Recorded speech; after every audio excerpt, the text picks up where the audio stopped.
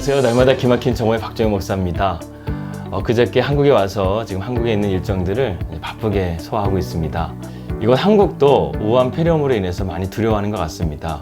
그래서 많은 사람들이 마스크를 쓰고 다니고, 또 밤에는 예전에 강남이었다고 한다면 밤부터 또 새로운 문화가 시작되지 않습니까? 밤문화라고 하는데 근데 되게 강남이 조용합니다. 또 그래서 이런 것들을 통해서 우리가 죄로부터 또 멀게 되는 것이 있어서 또 한편으로는 또 위안이 되기도 합니다. 아무튼 우한 폐렴에 대한 치료제가 하루빨리 나와서 많은 사람들이 두려움에서 벗어났으면 좋겠습니다. 한 동네의 정육점에 이러한 글이 붙어 있었다고 합니다. 아내가 아파서 오늘은 쉽니다. 그런데 어떤 분이 그 밑에다가 댓글을 달았다고 합니다. 기다릴 테니까 아프지 마세요. 참 힘이 되지 않습니까? 여러분, 응원이라는 것은요, 사람의 마음과 마음이 만나서 전에 없던 힘을 뿜어내게 하는 게 아닐까요? 그런데 우리를 늘 응원하시고 힘을 주시는 분이 계십니다. 그분은 바로 예수 그리스도십니다.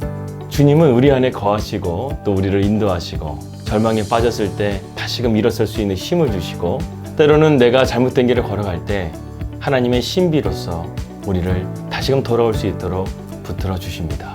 늘 우리 안에 거하시고 때를 따라 돕는 은혜를 베풀어 주시는 그 주님과 함께 오늘도 믿음으로 승리하시는 우리 날마다 기막힌 정오 되시기를 주님의 이름으로 기도합니다.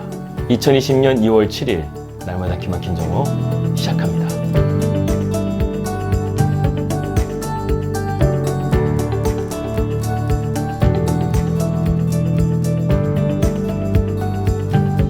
우리는 계속해서 바울의 3차 전도 여행을 살펴보고 있습니다. 3차 전도 여행의 첫 번째 목적지였던 바울은 에베소에 도착을 해서 그곳에서 하나님 앞에 구별된 삶과 그 삶을 실천하는 것을 그들에게 가르쳤습니다. 하나님께서는 이렇게 거룩한 삶을 살아가는 성도에게 힘을 주시고 놀라운 은혜를 베풀어 주시죠.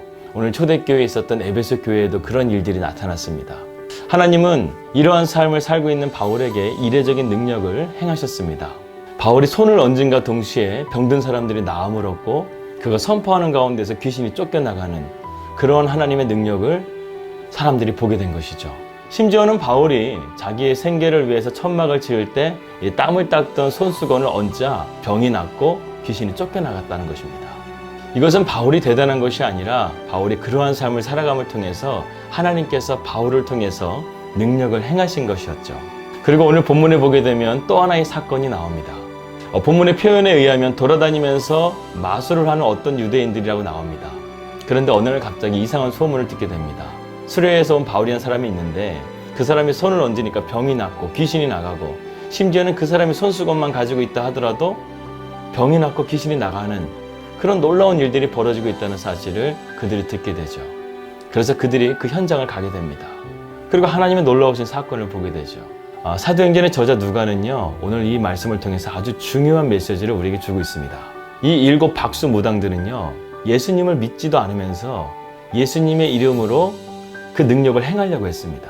더군다나 이들은 바울처럼 행한 것도 아니었어요. 바울은 귀신을 향해서 명령하면서 나가라 이렇게 선포했지만 이들은 호르키즈라는 헬라어 단어를 썼습니다. 그것은 뭐냐면 탄원하다라는 뜻이에요. 한마디로 말해서 이들은 귀신아 제발 나가주세요 이렇게 말한 것입니다. 예수님도 공생애를 통해서 많은 귀신들을 축출하지 않으셨습니까? 그럴 때 예수님은 항상 명령하셨고 나가라 이렇게 선포하셨습니다. 그리고 십자가를 통해서 모든 악의 근원을 제압하신 주님의 이름으로 선포하면 왜 귀신이 안 나가겠습니까? 그 전에 바울이 귀신 들린 점치는 소녀를 한 번 더 쫓아낸 사건이 있었습니다. 사도행전 16장 18절에 나오는 이야기인데요.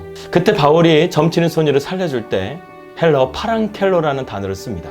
주님의 이름으로 단호하게 선포한 명령어였습니다. 그 명령을 함과 동시에 그 소녀 안에 있었던 더러운 귀신이 굴복하여져서 제압당하여져서 그 소녀의 몸에서 나가게 된 것입니다. 그런데 오늘 더 충격적인 사건은요, 이러한 박수와 무당일을 했던 사람이 바로 유대교의 종교 지도자 제사장의 7 아들이었다는 것이에요. 물질의 유혹에 넘어가게 돼서 결국에는 무당과 박수들과 손을 잡고 그러한 일을 행하게 됐던 당시 에베소 교회에 있었던 실태를 누가는 정확하게 우리에게 보여주고 있는 것입니다. 여러분, 이 문제가 2000년 전에 있었던 에베소 교회의 문제겠습니까?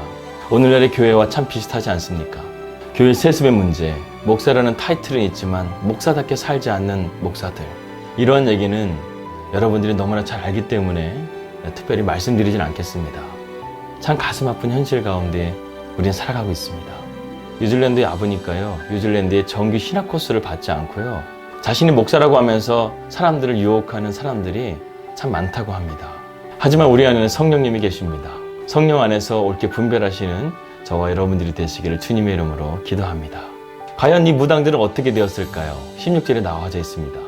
악기 들린 사람이 그들에게 뛰어올라 눌러 이기니 그들이 상하여 벗은 몸으로 그 집에서 도망하는지라.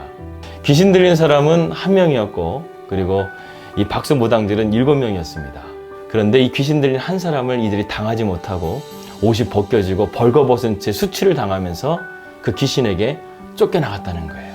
귀신을 쫓아내려고 했었는데 오히려 귀신에게 쫓겨나갔던 이 사건을 우리에게 누가는 말해주고 있습니다.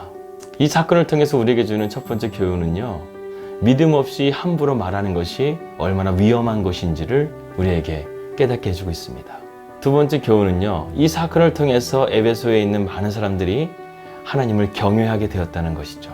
사도행전 19장 19절의 말씀 보게 되면 이 에베소 사람들, 특별히 박수와 무당들이요, 여태까지 자신들이 믿고 있었던 그 주술책이나 그런 모든 것들을 다 갖다가 불태워버렸는데 그 책값만 은 5만이 되었다고 합니다. 이 은 5만은요, 한 사람이 365일 쉬지 않고 137년을 일해야 벌 수 있는 돈이라고 합니다.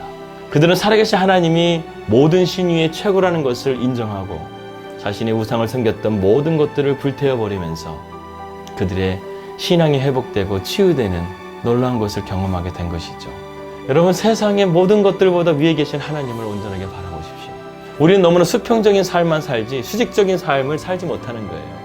우리의 삶에 하나님과의 수직적인 관계가 온전하게 이루어져야 될 줄 믿습니다. 그리고 지금 이렇게 혼란한 시대 가운데 정말 우리가 바라봐야 될 것은요, 사람이 아니에요. 하나님이에요.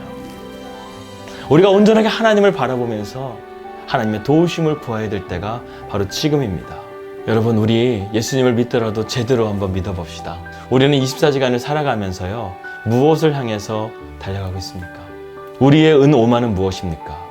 우리는 무엇에 집착하고 있습니까? 여러분, 그것을 빨리 불태워버리지 않으면, 여러분, 그것을 빨리 제거하지 않으면 여러분은 위험해집니다. 여러분의 심령은 황폐해질 겁니다. 처음에 그것이 달콤해 보이고 화려해 보이나 결국 그것은요, 독약이에요. 여러분은 멸망으로 인도합니다. 그러한 것을 우리의 인간으로서 어떻게 깨달을 수 있겠어요?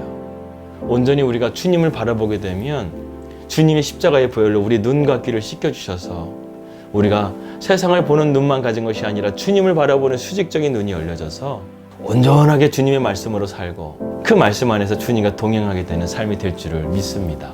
사랑하는 날개정 식구 여러분, 새로운 하루가 밝았습니다. 오늘도 우리 예수님 제대로 한번 믿어봅시다. 기독교 역사를 보게 되면 언제나 위기 때에 그리스도인들은 빛났습니다. 여러분, 나라가 힘들고 어렵고 또 여러 가지 바이러스 때문에 두려움 가운데 있습니다. 이럴 때 우리 그리스도인들은 두려워하기보다 하나님 앞에 엎드려서 기도를 통해서 이러한 모든 재앙들을 제하시고 우리에게 참된 평화와 기쁨을 주실 그 하나님을 오늘도 믿음으로 바라보면서 승리하는 우리 날마다 기막힌 정원 식구들 되시기를 주님의 이름으로 기도합니다. 평안한 하루 되시고요. 저는 내일 뵙도록 하겠습니다. 우리 믿음으로 승리합시다. 할렐루야!